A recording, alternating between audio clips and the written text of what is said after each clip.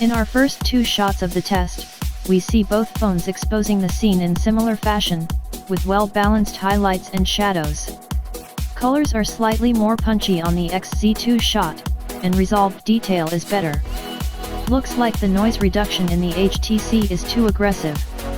It was a windy night and the leaves were moving quite a bit. But Sony did a very good job in freezing the frame.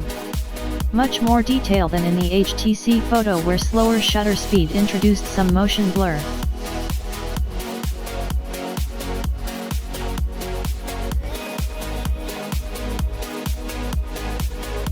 Again we see Sony having the better, more vibrant colors here.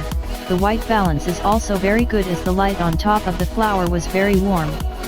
Dynamic range is slightly better in the HTC photo, but zooming in we see a great loss of detail in the HTC shot compared to the Sony phone. As with the daylight comparison between the two phones, we see Sony have a better representation of the red color. Even if the dynamic range is slightly worse, it has much better details than on the HTC shot.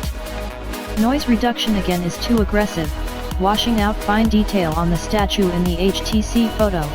Again dynamic range is better in the photo on the right, and this time the colors are better too. Sony oversaturated the colors on the wall a bit too much. On a closer inspection we see HTC missing the focus again. I focused on the lamp on both phones, but HTC decided to focus on the wall behind it.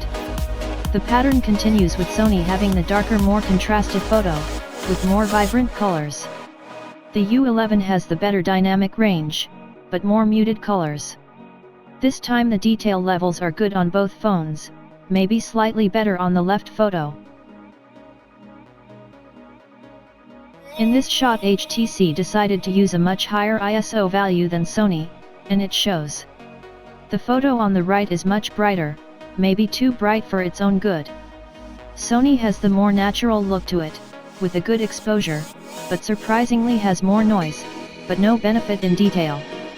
This time the phones behaved the opposite, Sony being the one with the overexposed picture, and HTC having the more balanced exposure with better dynamic range.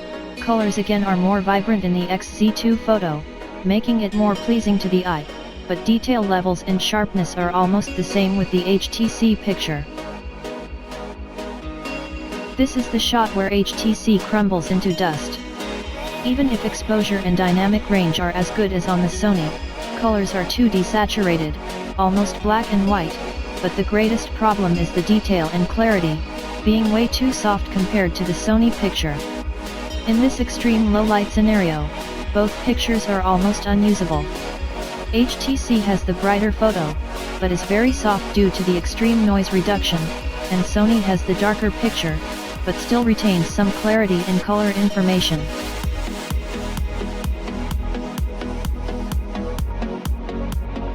I think you all got the main picture by now. My subjective opinion is that Sony XZ2 is much better in low light than HTC U11, delivering sharper photos, with better contrast, colors, and even if they have a bit more noise in some instances, they have way more detail.